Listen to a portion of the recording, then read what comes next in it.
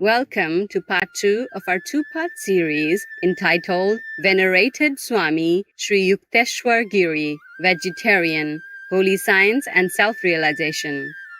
Sri Yukteswar's master was venerated enlightened master Sri Lahiri Mahasaya, who was initiated into the lost science of ancient Kriya Yoga by Mahabhatar Babaji in the mid-1800s. Sri Yukteswar founded several Self-Realization Fellowship or Yogoda Satsanga centers in India and set up the Society of Saints or Sadhu Sabha to inculcate a scientific spirit in religion. In Sri Yukteswar's younger days, his health was rather frail. One day, while recovering from an illness, his guru, Sri Lahiri Mahasaya, commented that his wellness was a matter of will, explaining, "Thought is a force, even as electricity or gravitation. The human mind is a spark of the almighty consciousness of God. I could show you that whatever your powerful mind believes very intensely would instantly come to pass." And so it came to pass. Sri Yukteswar gained 50 pounds instantly simply by the sheer act of will. One of Sri Yukteswar's chief disciples was Paramhamsa Yogananda, who wrote the well-known autobiography of a yogi and established the Self-Realization Fellowship in the US, introducing millions of Americans to the teachings of meditation and Kriya Yoga. Sri Yukteswar taught that a vegetarian diet is beneficial to spiritual growth and mental and physical well-being, improving the mind, intellect, will, temperament, and overall disposition. A variety of grains, fruits, roots, juices, and pure water are generally the best natural food, congenial to the human digestive system and assimilation. As Paramhamsa Yogananda recalled, Sri Yukteswar ate very little and very simply, but was always very generous to any visitors. One day, Sri Yukteswar said to Yogananda, "You're too thin. Medicines have limitations. The creative life force has none. Believe that. You shall be well and strong." A fortnight after the master's command, Yogananda made a complete recovery from his childhood dyspepsia. Sri Yukteswar performed many more divine healings treating tuberculosis, diabetes, epilepsy, and paralysis. Miracle healings are not to be taken lightly, though. As he explained, A man of realization does not perform any miracle until he receives an inward sanction. God does not wish the secrets of his creation revealed promiscuously. Sri Yukteswar said to Yogananda, "I will see that you pursue your last 2 years of university work right here in Serampore."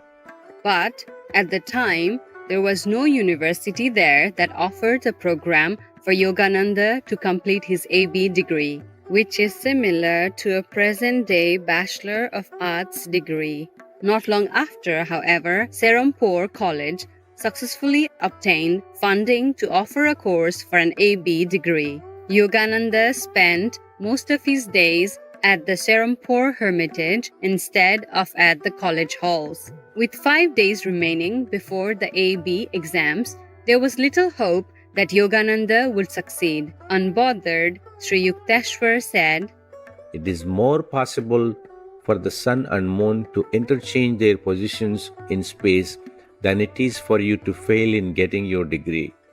Just before the exam, Yogananda's college mate Romesh gave him a 5-day intensive course.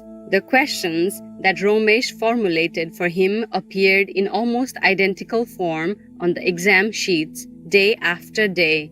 Yogananda passed every exam paper and graduated, just as his master had predicted.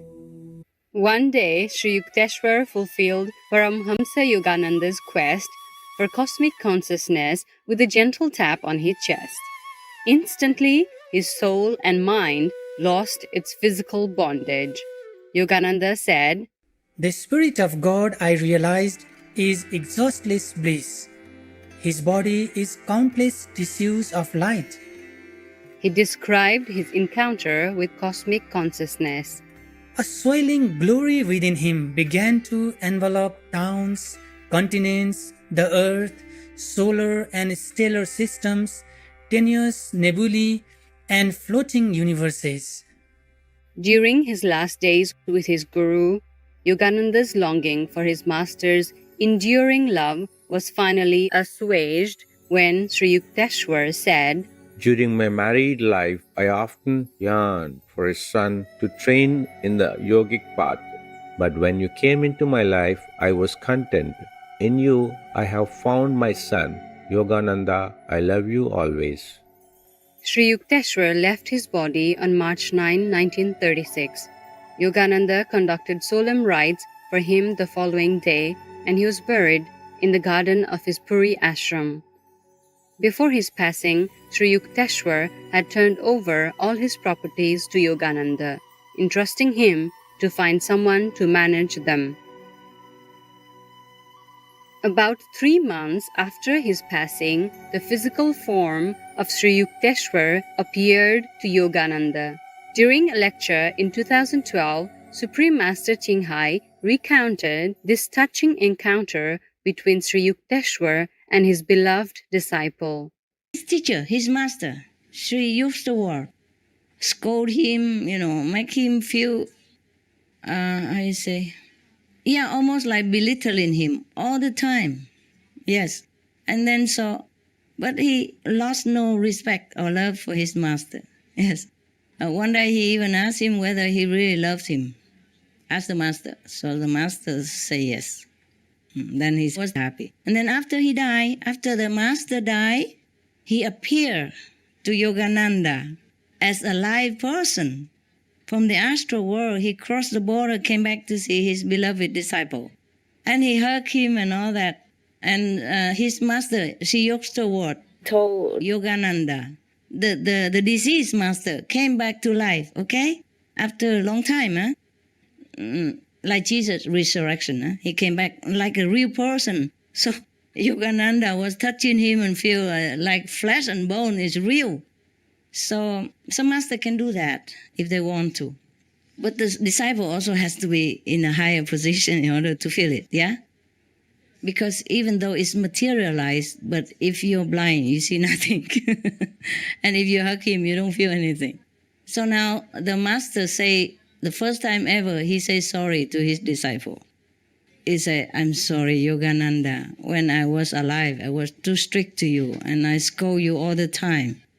Are you still angry with me, or something like that, you forgive me?"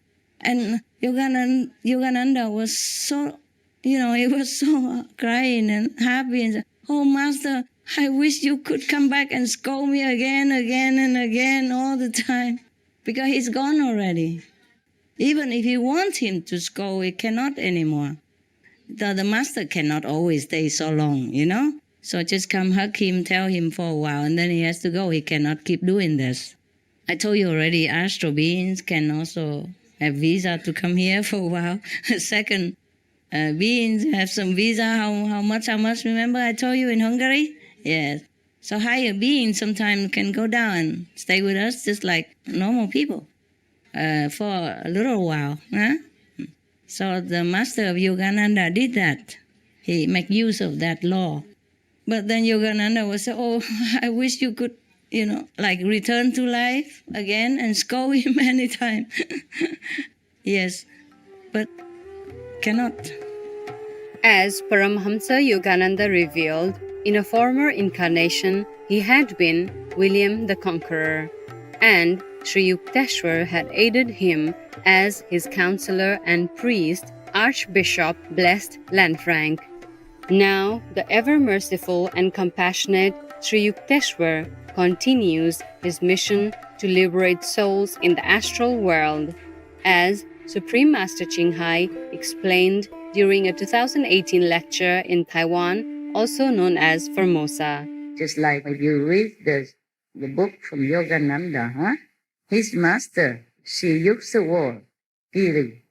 He's in the astral world just because he was appointed to be there to teach, the astral beings. These astral beings could be his former disciples also who has not been able to ascend further. Yeah, and the master, of course, will continue to stay there to teach them all the way up to the 5th level.